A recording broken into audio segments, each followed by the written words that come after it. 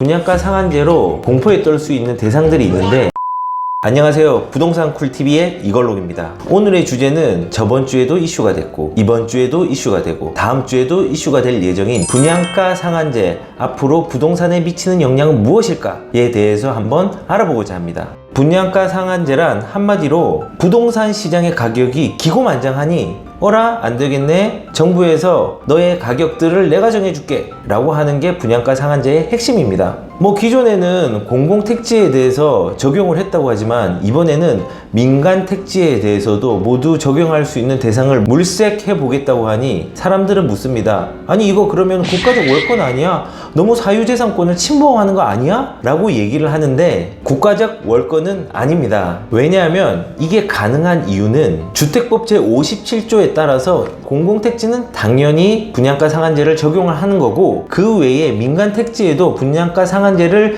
적용할 수 있도록 기초장치를 마련해 놓았습니다. 현재 공공택지는 100% 분양가 상한제가 적용되지만 민간택지의 경우 국토부 장관이 정책의 방향만 잡으면 주거정책위원회의 심의를 거쳐 이미 적용 가능한 사항입니다. 아니 근데 할 수 있는데 왜 지금 이슈가 되고 왜 시행을 안 해? 라고 반문할 수 있겠죠? 근데 이게 워낙 정서적인 반감을 살 수 있는 부분도 있고 적용 요건이 조금 까다로워서 2014년도 이후에 민간에는 한 번도 적용된 적이 없어요.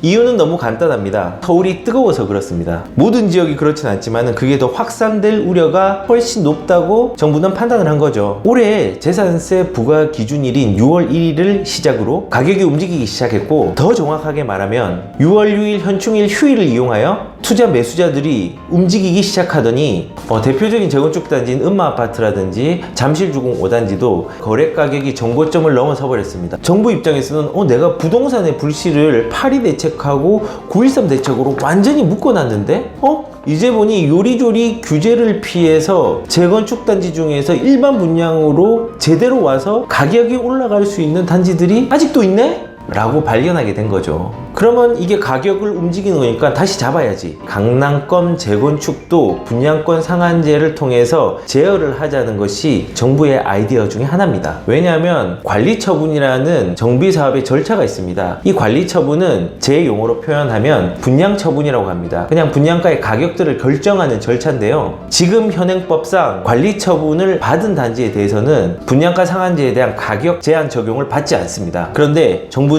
이 기조를 바꾼 거죠. 너희들이 가격을 올리는 불씨니까 설령 관리처분을 받았다고 하더라도 안 돼, 너희들도 분양 가격을 내가 제한하겠어 라고 정부가 한 겁니다. 그러면은 강남의 재건축이 잡힐 거고 서울의 재개발 그리고 일반 아파트, 서울 전체의 가격들이 안정화된다고 판단을 한 거죠. 특히 분양가 상한제로 공포에 떨 수 있는 대상들이 있는데 바로 그 타겟인 강남권의 재건축들이죠. 강남 같은 경우는 상하 2단지, 개포주공 1단지, 서초 같은 경우는 한신 3차 경남, 반포주공 1, 2, 4주구, 송파는 미크, 강동은 둔촌주공. 이미 관리처분이 떨어졌고 일반 분양을 기다리는 이 단지들이 지금은 많이 긴장하고 있을 걸로 생각이 됩니다. 하지만 분양가 상한제가 과연 집값을 잡을 수 있을까요? 결론을 말씀드리면 못 잡습니다. 단기적으로 규제책이 나왔으니 시장의 심리가 위축돼서 이거 정말 잘못되는 거 아니야? 라고 생각을 할 수는 있습니다. 하지만 장기적으로 볼 때 오히려 분양가 상한제가 부동산의 가격을 더 올릴 수 있는 가능성이 훨씬 더 큽니다. 아마 분양가 상한제가 정부의 방향대로는 가지 못할 것 같아요. 그 이유는 일단 부동산은 가장 쉬운 원리, 수요와 공급의 원칙에 의해서 움직입니다. 그런데 민간에게까지 분양가 상한제를 적용을 시켜버리면 사업을 하는 사람이 사업을 못하겠다고 아우성을 치게 됩니다. 일반 분양가가 낮아져 버리니까 내가 추가로 분담해야 되는 비용들이 높아져서 사업을 포기하는 사람이 많아지게 되겠죠. 그러면 공급량은 당연히 줄어들 테고, 그 말은 입주 물량이 점점 감소한다는 걸 의미합니다. 결국 서울 같은 경우는 공급이 부족한데 공급이 더 부족하게 되는 거고, 그리고 이 부족한 공급이 가격의 상승 요인이 되는 거는 누구나 다 경험치로 아실 겁니다. 그렇기 때문에 만약에 경기가 어느 정도 회복될 때쯤에 시장에 잠자고 있던 유동화 자금이 풀리면은 서울의 가격은 올라갈 수밖에 없습니다. 서울의 가격들은 그 파장이 수도권으로 연결 연결돼서 간격차를 두고 호재와 좋은 입지를 가진 쪽으로 가격이 옮겨붙게 되어 있습니다. 근데 지금 시장에서 놀고 있는 유동화 자금이 얼마인 줄 아십니까? 한 2019년 기준으로 1080조입니다. 1080조. 억이 아니라 조입니다. 놀랍지 않습니까? 이 놀고 있는 유동화 자금들이 경기가 호황을 누릴 때 반드시 풀릴 수밖에 없습니다. 과거에 1989년도에 분양가 상한제를 민간에서 처음으로 시행을 했는데 사실 실패했습니다. 그리고 분양가 상한제는 지금까지 성공한 정책이 아니었습니다. 결국 일반 분양자는 빠른 시간 내에 분양을 통해서 가격 상승의 혜택을 누릴 수 있을 거고, 나중에 전체적으로 가격이 폭등될 때에 집을 가진 사람들에게 유리한 시장으로 분양가 상한제가 흘러갈 수밖에 없는 겁니다. 안타깝게 정부가 이번 정책에 대해서 1년 뒤에 어떻게 평가할지 궁금하네요.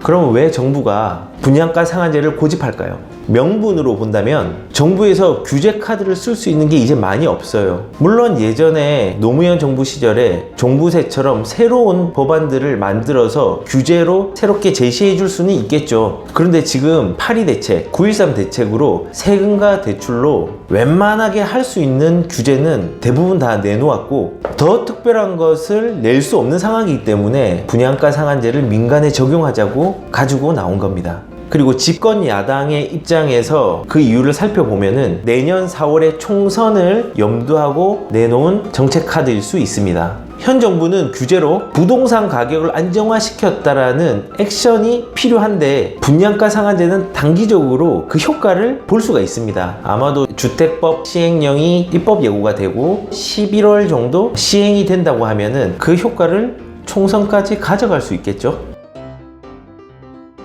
단기적으로 시장의 가격들을 안정화시킬 수는 있지만 결국 시장을 이기는 정책은 없습니다. 특히 분양가 상한제처럼 정책의 효과가 다소 부족한 부분들이 있다면 이거는 정부가 다시 재고해 보아야 될 부분이라고 생각합니다. 그리고 정부가 시장의 간섭을 조금만 더 최소화하면 시장은 더욱더 안정화될 수 있다고 생각합니다. 지금처럼 과도하게 제한하면 부작용이 커요. 사춘기 소녀 억압하면 가출합니다.